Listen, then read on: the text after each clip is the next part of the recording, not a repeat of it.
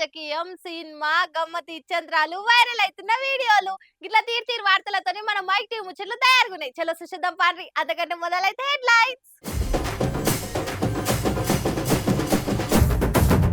రేవంత్ చూస్తే వైఎస్ఆర్ ను చూసినట్టే ఉందట. సీఎం కు ఎలివేషన్లు ఇచ్చుకుంటా కోమటిరెడ్డి చెప్పిండి ఈ మాట. ఓడిపోతే పారిపోదామని తయారు చేసుకుంటుర్రట పాస్పోర్టులు. వైసీపోళ్ల మీద షర్మిల ఘాటు కామెంట్లు. ప్రచారంలో తాటి ముంజలు కొట్టిన పాల్ పబ్లిక్ లో సారేం చేసినా గానీ వేరే లెవెల్.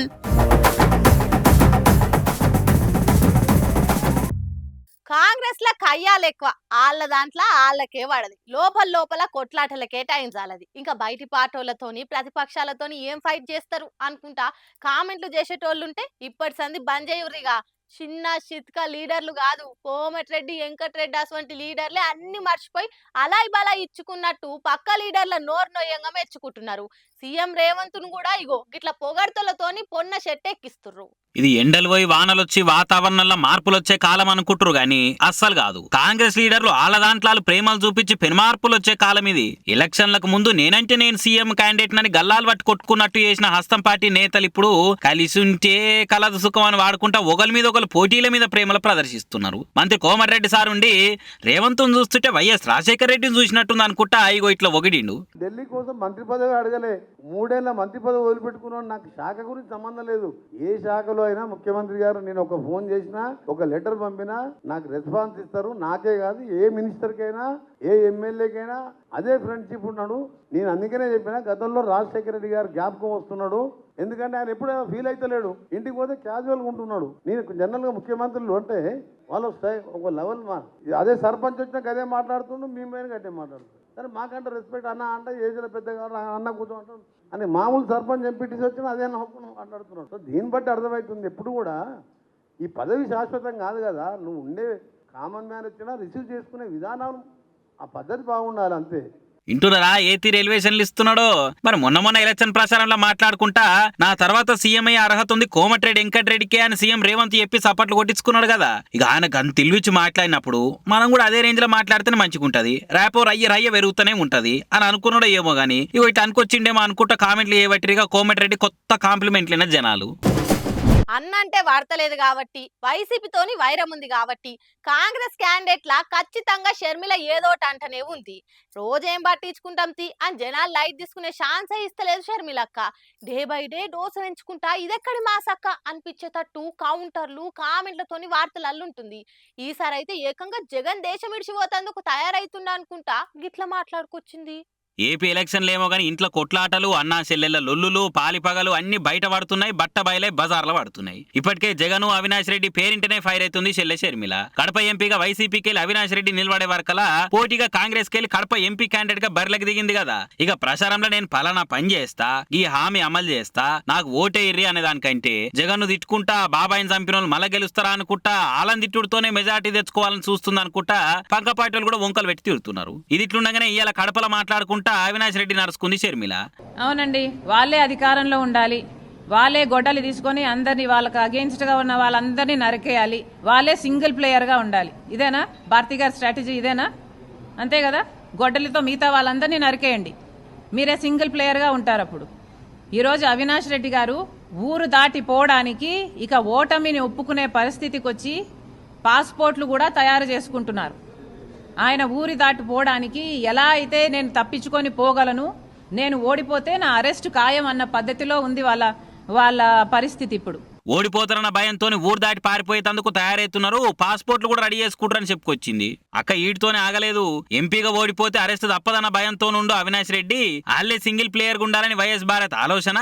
ఓ పని చేయర్రి, గొడ్డలతోని కడమలందరూ నరికేయ్రి, అప్పుడు మీరు సింగిల్ ప్లేయర్లు అవుతారు అనుకుంటా గరమైంది. అయ్యో ఓట్ల ప్రసారమేమో గానీ నరకుడు కొరుకుడు గొడ్డళ్ళు పరార్లు ఇవే ముచ్చట్లేని వస్తున్నాయిగా మొత్తము అని అనుకుంటే ఏపీ రాజకీయాలను చూస్తున్న జనాలు జర గట్టిగానే గులిగబట్టారు. మరి ఆయనతో రిజల్ట్ వచ్చినాక ఓడిపోయినవన్న కోపంతో పక్క పార్టీలను ఇంకెంత తిడతారో ఎంత టార్గెట్ చేస్తారో ఏమో మళ్ళీ 5 ఏళ్ళు. కాన్ఫిడెన్స్ అంటే పాల్ సార్ దెప్పుర్రి. పబ్లిక్ పట్టించుకోరని తెలిసినా, మీమ్స్ వేసి పతాలను పల్సగా చేస్తారని తెలిసినా, ఏపీ ఎలక్షన్లలో ఎంపీగా నిలబడ్డా ఆయన గుర్తేందో ఎవ్వరికి గుర్తులేదని కూడా తెలిసినా ప్రచారంలో మాత్రం జోరు చూయిస్తుండు. తీరొక్క గెటప్లతోని సోషల్ మీడియాలో సందడి చేస్తుండు. ఇగో ఈ అలగిట్లా విశాఖ ఎంపీ క్యాండిడేట్ గా నిలబడి కుండ గుర్తుకు ఓటేయరు అనుకుంటా బాగానే ఎదురుతుండు కదా పాల్సారు. మొన్న జాలరి గెటప్ తోని వారెవ్వా అని అనిపించిండు కదా. ఇక వల పట్టుకొని నన్ను గెలిపిస్తే ఏమేం చేస్తా అని చెప్పుకుంటా ఓటర్లకు వలేసుకుంటా ఓట్లు ఒల్లేసుకునే ఉపాయం చేసిండు. ఇక ఇలా ఇంకా వెరైటీగా ఇగో ఇట్లా తాటి ముంజలు కొట్టుకుంటా తగ్గేదేలే అని చూయించిండు. అలవాటున్నట్టు బాగానే కొడుతురు కదా సార్ ముంజలు. లైఫ్ లో తాటి చెట్టు ఎక్కలేదు, ఎప్పుడు కొట్టలేదు, అయినప్పటికీ 30 సెకండ్లలో కొట్టా. ఏ పనైనా మనకు సాధ్యమే. పల్లె నుండి ప్రపంచానికి వెళ్ళాను, ప్రపంచం నుంచి పల్లెకి ఎందుకు వచ్చాను. రాష్ట్రం లక్షల కోట్ల అప్పు, కుటుంబానికి 5 కోట్లు అప్పు తీర్చే నాయుడు ఎవరు లేరు. స్పెషల్ స్టేటస్ తెచ్చారా, స్పెషల్ ప్యాకేజ్ తెచ్చారా, స్మార్ట్ సిటీలు కట్టారా, నిరుద్యోగులు కంపెనీలు తీసుకొచ్చారా, ఉద్యోగాలు ఇచ్చారా. ఎలక్షన్ ముందు 2000 ఇస్తారు. ఈ సైకిల్ వాళ్ళు ఫ్యాన్ వాళ్ళు తీసుకోండి, అందరూ ఇస్తారు. ఓ నిలవేసలు ఇచ్చుకున్నట్లా మీకు మీరే తోపు, ఆ లిస్టులో మీరే టాపు. ఫ్యాన్ ఊరేసుకొని చచ్చిపోయిన వాళ్ళు ఉన్నారు కానీ కుండతోని ఖరాబైన వాళ్ళు లేరు. కుండని ఓట్లతో నింపుర్రి, మీ జీవితాల నేను వెలుగులు నింపుతా అనుకుంటా పంచులు ప్రాసలతోని ప్రచారంలో సందడి చేస్తుండు పాల్సారు. ఇంకేమైనా చెప్తారా సార్ మరి జనాలకు? కొండ గుర్తుకి ఓటేసి సీరియల్ నెంబర్ 14 విశాఖ ఎంపీగా నన్ను గెలిపించుకోండి, అప్పులు తీర్చుకోండి, అభివృద్ధి చేసుకోండి, ఉద్యోగాలు అందరికీ ఇస్తా. ఒక్క అవకాశం నమ్మిన వాళ్ళు అందరూ 10 మందికి 100 మందికి చెప్పి మే 13 సోమవారం దగ్గరుండి తీసుకొని వెళ్ళి సైకిల్ మర్చిపోండి, ఫ్యాన్ మర్చిపోండి, కొండను గుర్తించుకోండి. కొండ నీళ్ళు తాగిన వాళ్ళందరూ కోట్ల మంది బాగుపడ్డారు. సైకిల్ యాక్సిడెంట్ అయ్యి 1000 మంది చనిపోయారు, అంతే. ఫ్యాన్ ఊరేసుకొని 1000 మంది చనిపోయారు. కానీ కొండ ద్వారా ప్రపంచం బాగుంది. మీరు కొండను నింపండి ఓట్లతో, నేను మీ కుటుంబాలు, మీ ప్రాణాలు, మీ జీవితాన్ని అందరికీ వీడియో షేర్ చేయండి. ఏ నువ్వు ఉండవమ్మా తుత్తు అంటావు. సార్ని మాట్లాడినాయి కదా, పాల్ సార్ని పరిశాన్ చేస్తున్నావు నువ్వు. సరే సార్ జల్దీ కానీ ప్రచారము ఓ దిక్కు టైం దగ్గర పడుతుంది. మీరు వల్కరిచ్చే ఫ్యాన్ల లిస్ట్ ఎక్కువ ఉంటది. ఇట్లా ముంజలు కొట్టుకుంటా ముచ్చట్లు పెట్టుకుంటా కూర్చుంటే అవుతుంది. జోరు పెంచురు జరా. పాలు పూలు అమ్మితేనే కాదు, మల్లారెడ్డి సారు ఏం చేసినా వైరలే, ఏ ముచ్చట ముంగటేసుకున్నా ట్రెండే. మొన్న ఈటలతోని మాట్లాడుకుంటా మీ పార్టీ గెలుస్తుంది కాంగ్రెస్ అని చెప్పే వరకల్లా బీఆర్ఎస్ క్యాడరు బీపీ పెంచుకున్నారు. సోషల్ మీడియాలో ఒక్కొక్కరు ఒక్కో తీరు కామెంట్లు చేశారు. కానీ ఇవాళైతే అటువంటి ఏం కాకుండా ప్రచారంలో పబ్లిక్ తోని కలిసిపోయి ఇగో గిసువంటి పనులు చేసిండు. ఏం చేస్తా సోషల్ మీడియాలో హల్చల్ అయితాము అని సార్ ప్లాన్ చేసి దిగుతాడో, లేకుంటే సారే ఏం చేసినా స్పేస్ లేకపోయినా క్రియేట్ చేసుకొని ఎక్స్పోజ్ చేస్తారో గానీ మాస్ మల్లనే యాక్టివిటీస్ అన్ని వేరే లెవెలే. ఉత్తప్పుడే ఏదో ముచ్చటతో కానొచ్చే మల్లారెడ్డి ఎంపీ ఎలక్షన్ ప్రచారం టైంలో ఉత్తగుంటాడా? దుండిగల కాడ తడిసిన వాటిని ఆరబెట్టుకుంటే రైతులకు సాయం చేసింది ఇట్లా.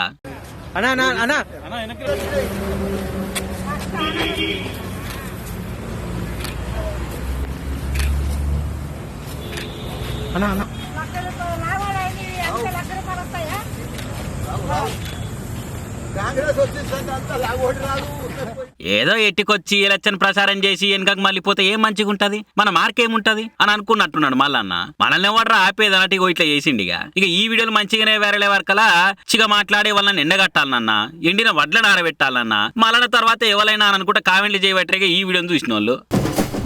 అబ్బబ్బా ఏం వాన, ఏం వరద, ఏం ట్రాఫిక్, ఏం గోస, ఈడ ఆడ అని తేడలేదు. పట్నం అంతా పరిశాన్ పాలైంది నిన్న కొట్టిన వానలతోని.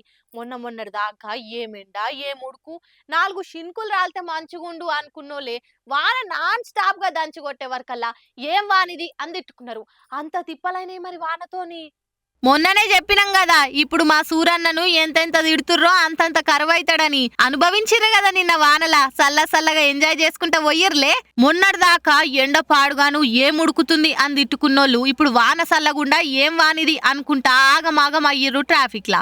పల్లె పట్నం అని తేడా లేకుండా పిడుగులు ఈదురుగాలులతోని దంచిడ్చేసింది.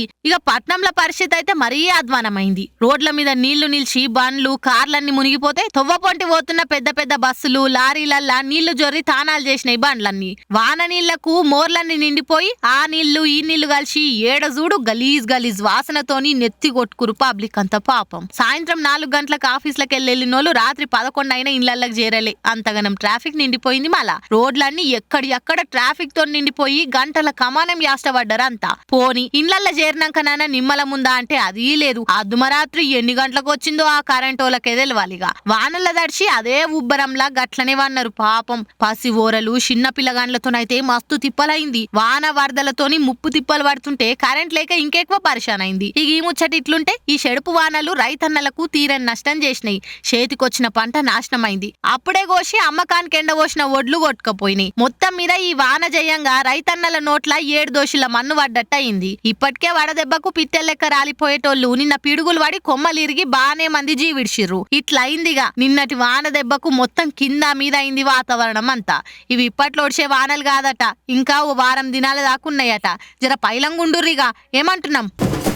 సుషిరానుల్లా నేను పట్టుకొచ్చిన ముచ్చట్లు ఎట్లున్నాయో ఇంకిన్ని ముచ్చట్లతోటి మళ్ళా కలుద్దాం. అప్పటిదాకా చూస్తూనే ఉండరు మన మైక్ టీవీ ముచ్చట్లు. ఏమంటున్నా